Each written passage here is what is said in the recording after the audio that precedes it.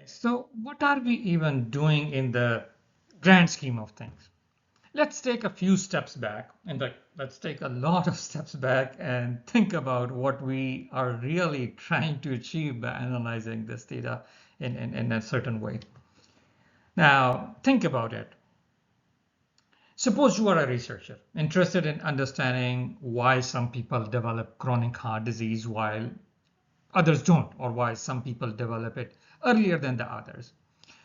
You might already have a hunch that age has something to do with it, or maybe weight, BP status, smoking status, or cholesterol level might play a role. You get some funding, say from the government source or some other source, you build your team, you design your study, and you have now arrived in Framingham town. You put up your brochures in public places, market, maybe newspapers, clinics, and so on. People start contacting you, and eventually you enrolled around 5,209 individuals in your study. Now, the thing is, here comes the first big limitation of any research. We have already left out so much information.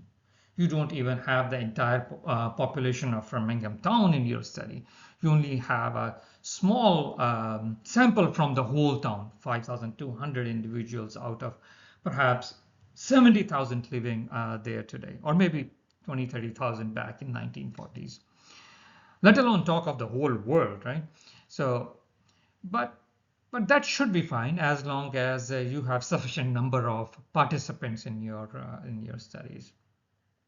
But nevertheless, bear in mind that when you move from the entire population to a smaller sample for your analysis, you are already leaving out tons of information.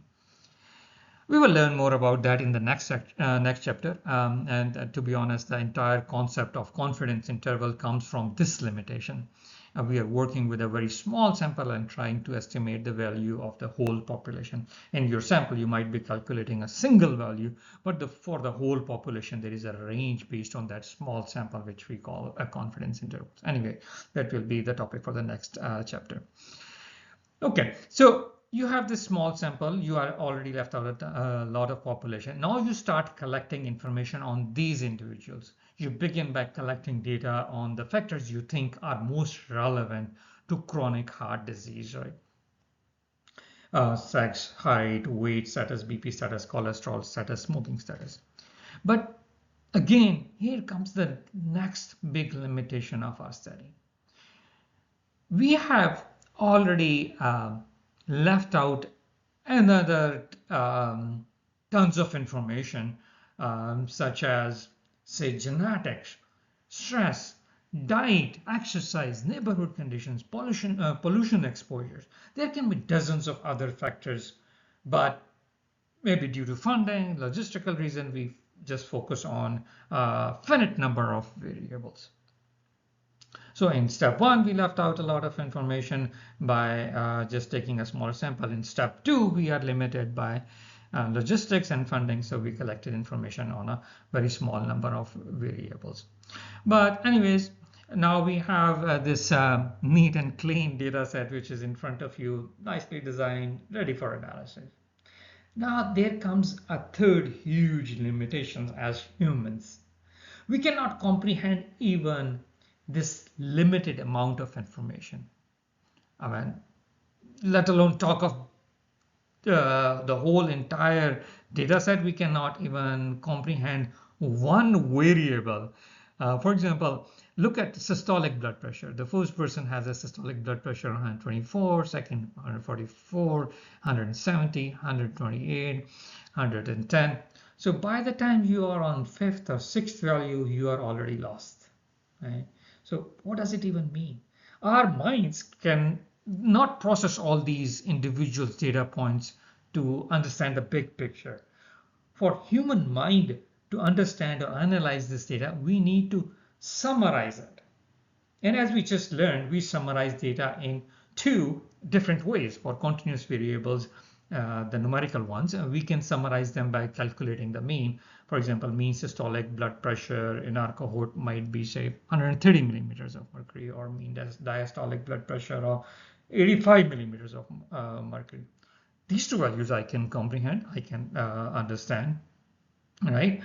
So I'm just giving some random numbers here. Anyways, so similarly for the categorical variables, for example, first person was a female, second was female, third, fourth were female, then fifth person was male. What does it even mean? But if we take the frequencies or proportions, we can really understand. For example, we have, say, 49% of individuals in our data set as were males and 51% were female. So these are the numbers that we can comprehend, right? So my point is that we can,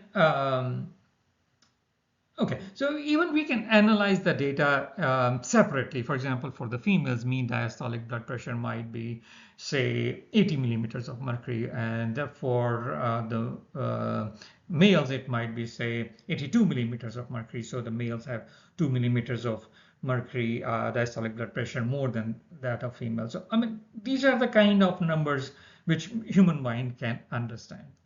So in a nutshell, what I'm trying to convey is that we classify data into categorical variables and continuous variables because we need to summarize them in different ways to analyze and understand them effectively.